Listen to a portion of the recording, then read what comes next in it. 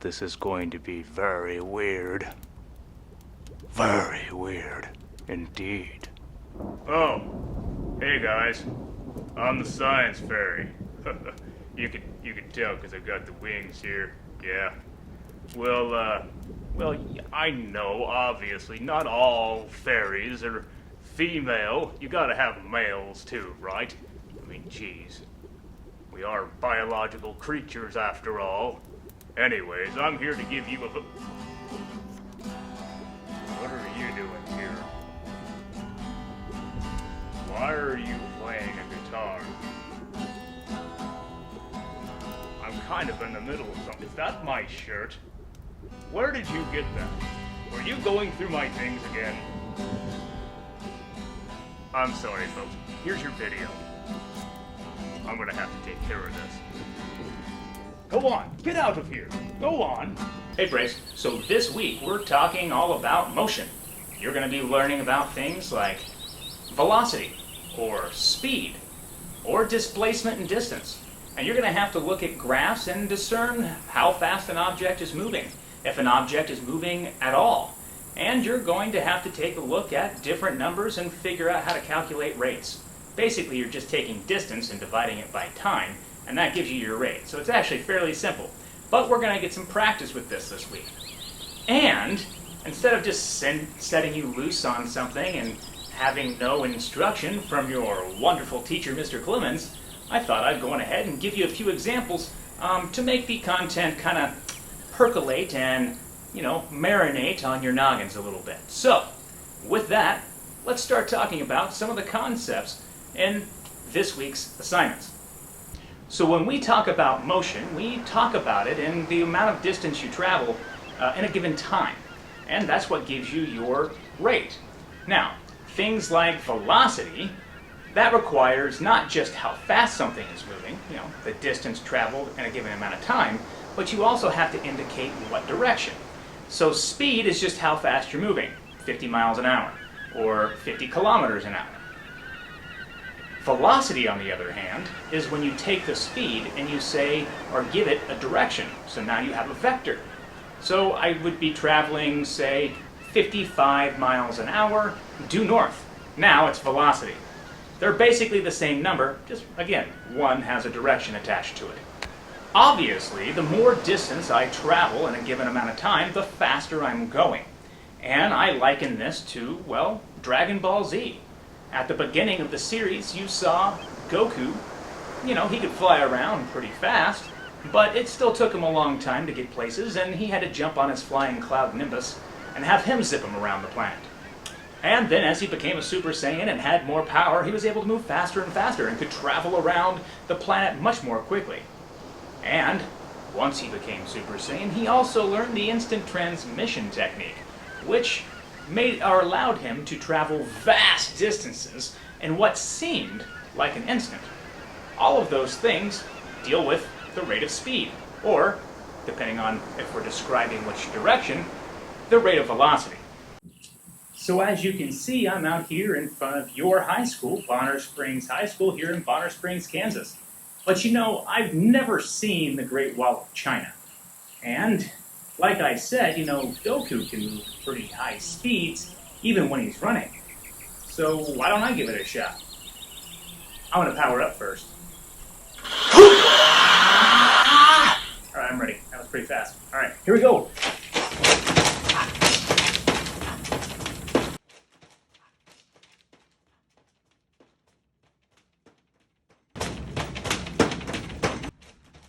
Oh, look, dolphins. Doing the Naruto run? Yeah!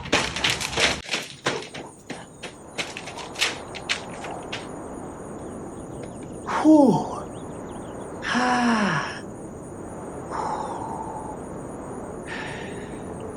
That was a lot. That was a lot of running. Whew. Give me a minute. Oh man, I thought I was gonna die back there in the Philippines. Whew. Okay. Well, you can see, made it here to the Great Wall of China. Now, running as fast as I could, that took 12 hours. So, given the distance here of how far I traveled, it took me 12 hours to, run here. So how fast did I go? You just gotta take the distance and divide it by the time it took me to get here. You do the calculations. I'm gonna catch my breath.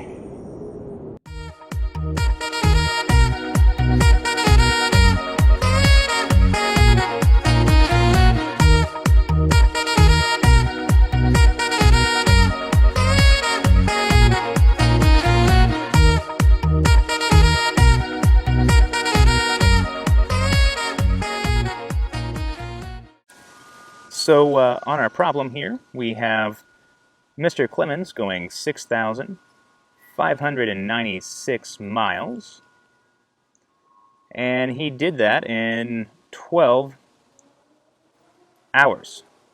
And when you divide those two, you get 549.6 miles per hour, which is almost the speed of sound. The speed of sound is actually 767 miles per hour. All right, well, so I'm assuming you got the correct answer there. It wasn't too hard of a problem.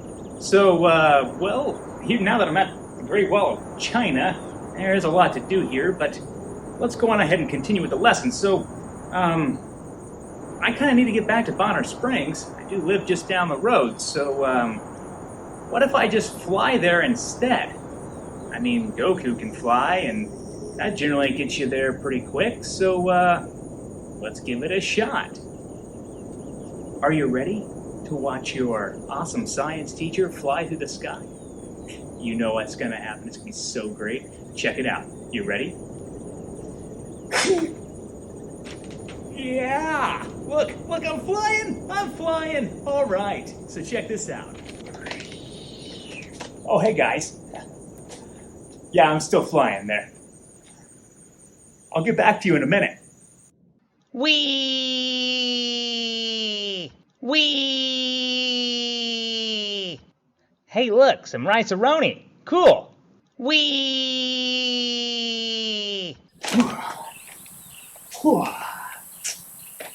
All right, so I'm back here in front of your wonderful high school. That took me about 45 minutes. So, given the distance here, divide that by the time, and you'll get your answer of how fast I was going. So 45 minutes. That's 3/4 of an hour. I think I made some pretty good time.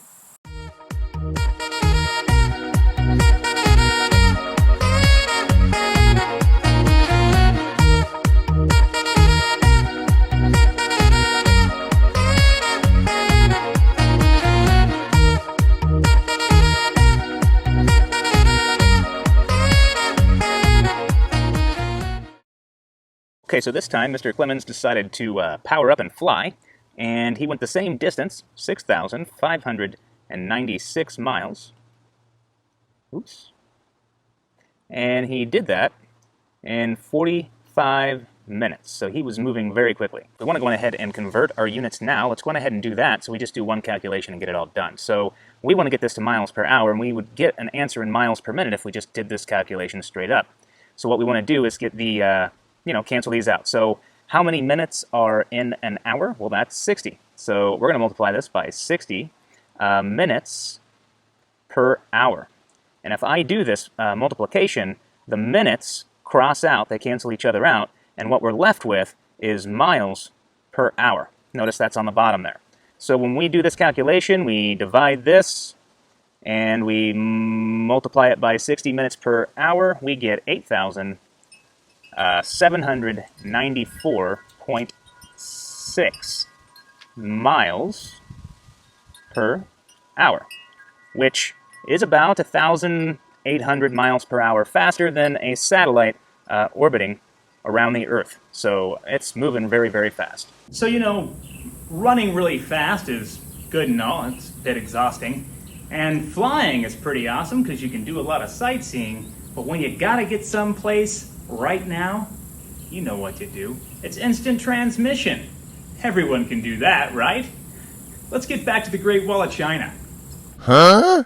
Huh. Hey, what's going on, guys? That was really, really, really fast. Like a whole second fast. So if I got here in just under a second, we'll round it up and say a second. You know, I don't want to brag too much. So I got here in a second. So, you know, you divide this distance and you divide it by 1 second. And that gives you, miles per second. You've got to convert that into hours. So how would you do that? Well, that's actually quite simple. There's 60 seconds in a minute and 60 minutes in an hour. So go on ahead and do that unit conversion. You want to get your seconds to cancel out and turn those into minutes, and then you want to get your minutes to cancel out to turn those into hours. I'll go on ahead and show you how to do that here in just a second.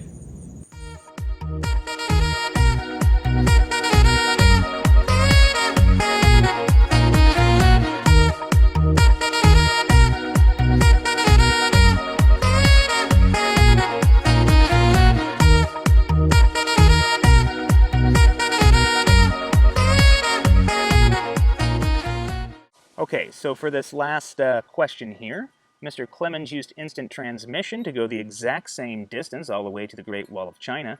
So we have our distance, which is 6,596 miles, and he did that in an instant, so 1 second. Now, he did claim it was less than a second, but we're rounding up to make it a little easier. All right, now if you do this calculation, obviously it's going to be 6,596 miles per second, but we want miles per hour, so how do we do that? Well, very simply, we multiply it by the number of seconds in a minute and then the number of minutes in an hour. And that gets the units to cancel out. So 60 seconds per minute, and then we multiply that by 60 minutes and an hour.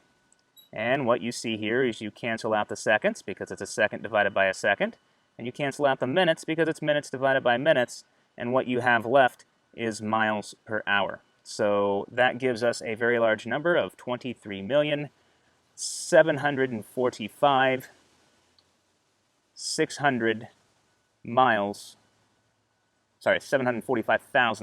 miles per hour. Now, 23 million miles is about half the distance to Mars, so if I traveled at this rate for 2 hours, I would make it all the way to Mars. So this is a very, very, very fast rate of travel, like super fast. So, all right, that should give you a good enough head start on the next set of questions.